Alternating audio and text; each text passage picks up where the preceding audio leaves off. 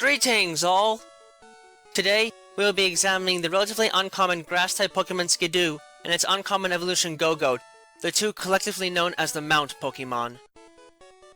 While they might not come off as the most conventional of grass-type Pokemon, the members of the Skidoo family are interesting creatures that can definitely bring some physical prowess to any situation they are a part of.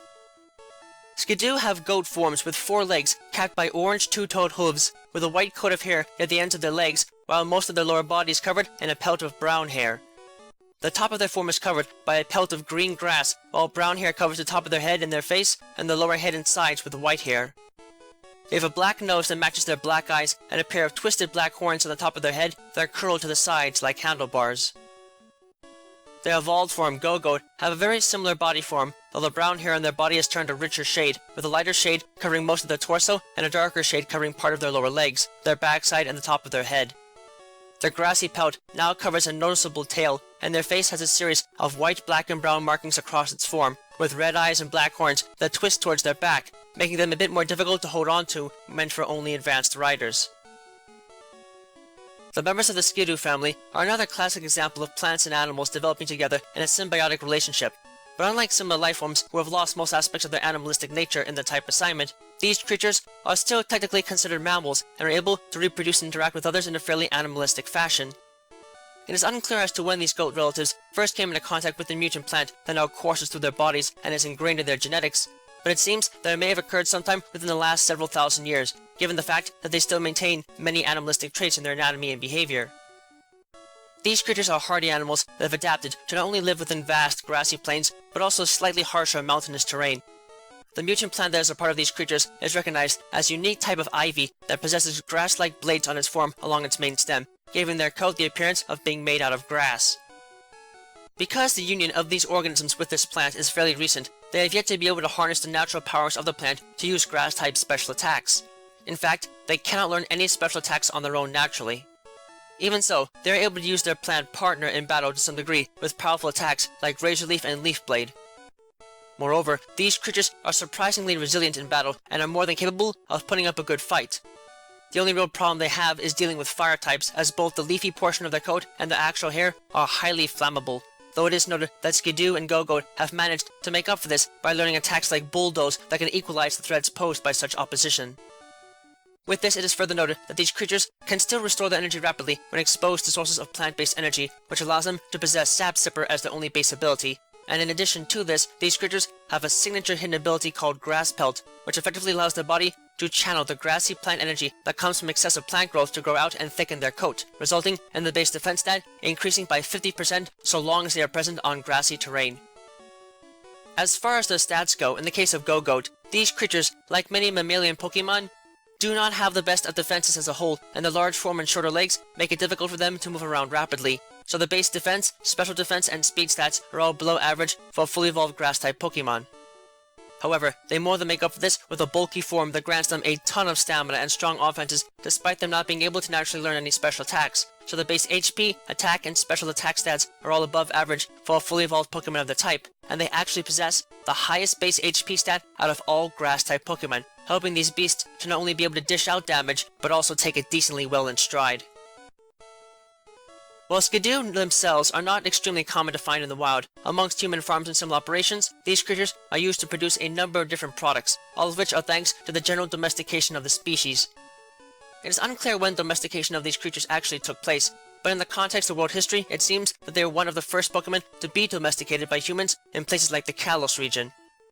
This is perfectly expressed within their demeanor, as Skidoo are unusually calm around humans and are generally quite placid as long as they don't feel that their lives are in danger. While plant-animal hybrid Pokemon are generally considered to be unhealthy to try and eat, Skidoo and Gogoat alike are actually rather popular in the region, and the harnessing of them for food is controlled enough for no major issues to occur in the act of slaughtering them. Aside from food though, these creatures are also valued for their grassy coats, which are difficult to knit into a fiber, but can produce some of the softest fabrics known to the human race if handled properly. Moreover, Skidoo are used as a popular form of entertainment, namely in trying to actually ride them. Despite their small size, these creatures can move large amounts of cargo, including adult humans, and can do so while sprinting at fairly high speeds and can even jump decent heights when saddled with over 100 pounds of cargo. Best of all though, these creatures are in sync with their plant portion of their bodies enough that they can actually utilize photosynthesis to produce energy as long as they have access to strong sunlight and water, making them extremely easy to take care of. Needless to say, this makes the species a fun pet to have for young kids and sturdy Pokemon overall that just about any novice trainer can rely on. Unlike their more complacent pre-evolved form, Gogoat are fierce creatures that are extremely territorial and more than capable of proving that point in and outside of battle. These goat relatives tend to shy away from the lush, grassy plains of the region and instead take refuge in the more mountainous portions, where they can live in peace and away from humans. For some reason or another, wild Gogoat are not friendly towards strangers and will often try and ram anything that enters into their territory without permission, especially in the case of a nosy human that doesn't know any better. Here, only Gogoat reigns supreme, and the same group mentality seen in other types of wild goats can be observed, such as the leader of a herd being decided by a clashing of horns between rival males. This increased aggression and power is reflected not only in their stats, but more importantly their offenses, as their larger size and greater strength enables them to utilize several attacks that Skidoo cannot learn normally, namely the Earthquake and Aerial Ace attacks, the former being accessible with a bit of artificial help, and the latter being acquired immediately upon evolving. Despite their fierce personalities, however, Gogoat can and have been trained by humans in the past to act like sheep-herding dogs in a sense, leading around flocks of Skidoo and Gogoat and ensuring that they are where they are supposed to be. These beasts can even be ridden, but doing so is a challenge as they are much more particular about who can and cannot ride them. This comes as a result of these beasts being able to tell the actual feelings of a rider as they mount them just by sensing the way they grip their steeds' horns. Those that Gogoat feel are untrustworthy will be bucked off almost immediately, but for those that they do trust, they will act empathetically towards them and obey them completely, enabling the two to effectively run across the land as if they were a single unified entity in mind. The fact that they are much more dangerous and tenacious than Skidoo makes them a poor choice for commercial uses in many cases, but for trainers looking to add a powerful beast to their team capable of bringing physical might, these strange goats can be the perfect grass-type addition to just about any team. While they might not be able to offer much outside of direct physical combat, despite the overall prowess most of the time, the members of the Skidoo family are interesting beasts that can definitely bring some pain to the battlefield if used properly. You might have to really earn their trust to use them for anything else, but they can still prove to be sturdy allies worth utilizing for close quarters brawls. Just do yourself a favor and try not to ride them when they don't trust you or are in a foul mood.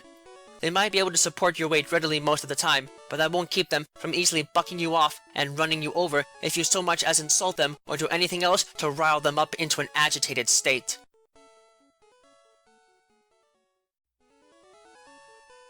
Thank you all for watching this video. It is always an honor to be able to speak with you all on the subject of Pokemon in a way that brings me great joy and happiness in my work. If you would like to keep tabs on past and future work, click that subscribe button, check out my work on DeviantArt, and don't be shy about following me on Twitter, where you can find pertinent announcements on upcoming work before it is officially posted. Links to both can be found in the video description. If you would like to support my work and help Miguel and I continue to produce more content for you and improve upon our presentation, please visit us at my Patreon page, which you can also find a link to in the video description. Yeah, no. With that, I thank you for watching and I wish you well.